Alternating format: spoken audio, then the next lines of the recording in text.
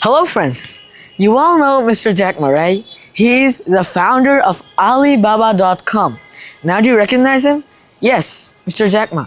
Today I want to tell you a simple story from Mr. Jack Ma's life.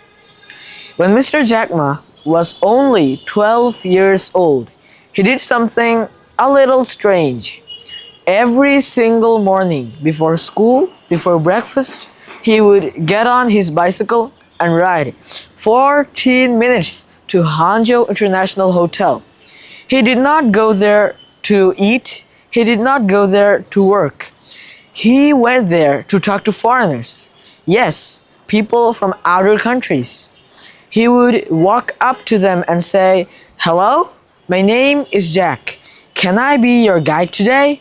For free. Yes, for free. His parents did not understand. His friends laughed at him. They thought he was wasting his time. But he kept going. Not for a few days, not for a few months, but for almost 9 years. Every single morning, rain or shine. And something interesting happened. The foreigners did not laugh at him. They talked with him, they listened, sometimes they even corrected his English. Not knowing, they became his teachers. One day, one of them said, "Your name is too difficult for me. Can I call you Jack?" He said, "Okay," and that name stayed with him. Now let me ask you a simple question. Why did he do this? Why did such a young boy go so far to talk to strangers from other countries? Because he understood something very early.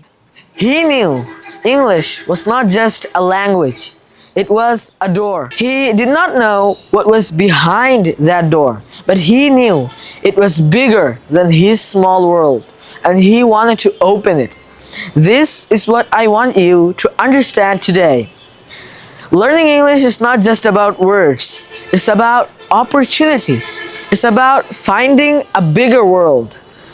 And the good news is, you can start the same way. Simple, one sentence at a time.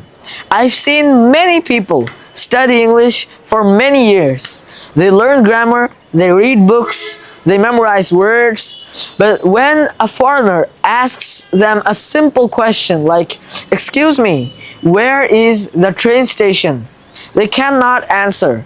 Their mind goes blank. They know the words, but they cannot say anything. Does this sound familiar?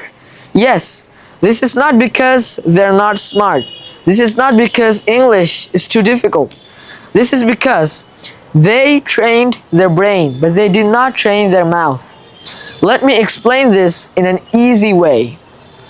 Imagine you want to learn the piano. You study music. You learn the theory. You watch many videos on YouTube, but you never touch the piano. What will happen when you try to play it? Your hands will not move. You do not know where to put your fingers. Learning English is the same. You may know many words in your head, but your mouth is not ready. Your tongue is not used to the sounds. Your breathing is not natural. These things need practice too. And here is when most people fail. They spend their time reading, writing, and listening. But they do not practice speaking. Reading is not speaking. Writing is not speaking. Listening is not speaking. Speaking is different. It happens in real time. Someone is waiting for your answer. You do not have much time to think. This is why it feels too difficult. This is why most people feel nervous. But this is why it is so important. If you want to learn better English, you must practice speaking. Not sometime, but every single day. Because in the end, language does not stay in your head.